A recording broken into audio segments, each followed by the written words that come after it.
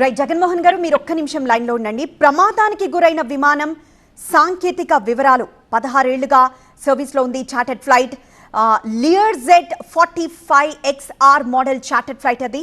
ఇది double engine chartered flight. 8 నుండి 9 మంది ప్యాసింజర్లు ప్రయాణించేలా సీటింగ్ కెపాసిటీ ఉంది. అలానే విమానంలో 2 పైలట్లు తప్పనిసరిగా ఉండే విమానం ఇది.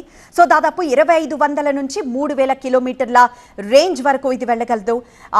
51,000 అడుగుల గరిష్ట ఎత్తు వరకు ఎగరగలదు. సో జగన్మోహన్ గారు ఈ స్పెసిఫికేషన్స్ మనం చూస్తున్నాం. సో ఫ్లైట్ అనేది దానిలో చెక్ పాయింట్స్ కానీ లేకపోతే దాని స్పెసిఫికేషన్స్ ఇది చాలా పర్ఫెక్ట్గా ఉంది. సో మీరు ఇందాక చెప్తున్నారు డెస్టినేషన్ దగ్గర వెదర్ కండిషన్స్ బాగుంటేనే ఇక్కడ అంటే ఇప్పుడు ముంబై నుండి బారామతి వెళ్తుంది. సో ముంబైలో ఈ గ్రీన్ సిగ్నల్ ఇచ్చినట్టు లెక్క. సో ఇక్కడ మధ్యలోకి వెళ్ళిన తర్వాతే సాంకేతిక సమస్య తలెత్తిందా లేకపోతే బర్డ్ హిట్ అనుకోవచ్చా? రెండు కూడా మనం చెప్పలేని questions అండి. I will not like to participate. Yeah, I mean to say like this part of the saying a line of thought endukante variables are too many అండి. See, మీరు అడగటంలో absolutely you are right because you are trying to convey to the audience as to what could be the reasons. నేను దాని గురించి అంటలేదు. But what I'm saying is ఇన్ని variables ఉన్నప్పుడు మనం 1-2 కారణాల గురించి మాట్లాడటం it will be absolutely incorrect అనిపిస్తున్నారు నాకు. నార్మల్లీ బర్డ్ అంటే it's just for us to understand అండి. మీరు ఇందాక చెప్పారు డెస్టినేషన్ దగ్గర వెదర్ కండిషన్స్ బాగుంటేనే ఈ ఫ్లైట్ అనేది టేక్ ఆఫ్ అవుతుందని. సో అది రూల్డ్ అవుట్ అనుకుంటే కనుక నెక్స్ట్ ఉన్నది only 2 reasons as per we know. I will not say ruled out also because ఈ సీజన్లో మన వింటర్ సీజన్లో వెదర్ కండిషన్స్ మారుతాయండి. మనకు ఫాగ్ ఎర్లీ మార్నింగ్ క్లియర్గా అనిపించినా సరే సూర్యుడు వచ్చే టైంకి సడన్గా ఫాగ్ థిక్గా ఫామ్ అవుతుంది.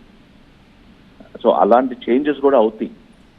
బట్ అలాంటి విఐపి ఫ్లైట్ అన్నప్పుడు ఇలాంటి ఫ్యాక్టర్స్ అన్నీ కూడా ఎవరో ఒకళ్ళు కన్సిడరేషన్లో చూసుకొని అవన్నీ క్యాల్కులేట్ చేసుకొనే బయలుదేరతారని నా ఆలోచన.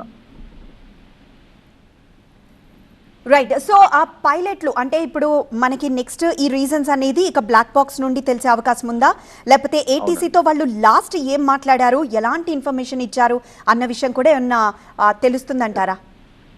3 ఎలిమెంట్స్ అండి మనకు ప్రిలిమినరీ ఇన్ఫర్మేషన్ రావడానికి.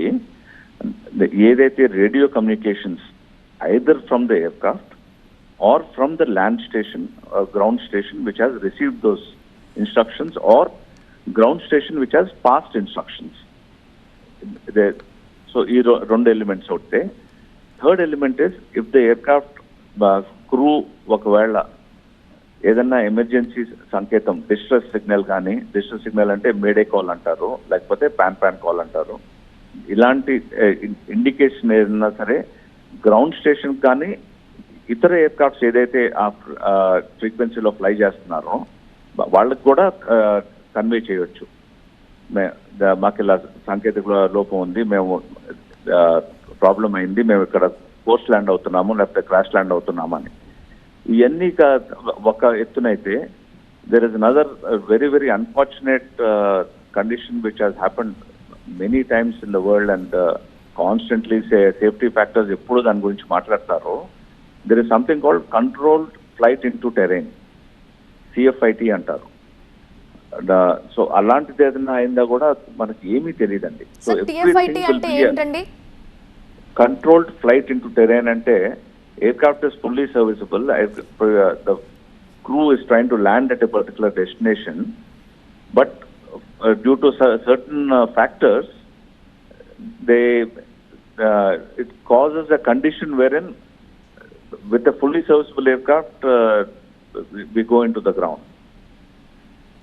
at an unintended place.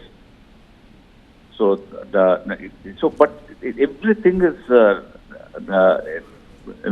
something that we do not know అండి. So that is why ఏ ఒక్క కారణం మీద మనం ఎంఫసైజ్ చేయడం మటు కరెక్ట్ కాదండి. But it is a likelihood, it is a probability. DGC విచారణ అనంతరం ఒక ప్రకటన చేయాల్సింది, అప్పుడు మనకు ఒక క్లారిటీ వచ్చే అవకాశం ఉంది ప్రమాదానికి కారణం ఏంటి అని. Thank you for joining Jaganmohan గారు.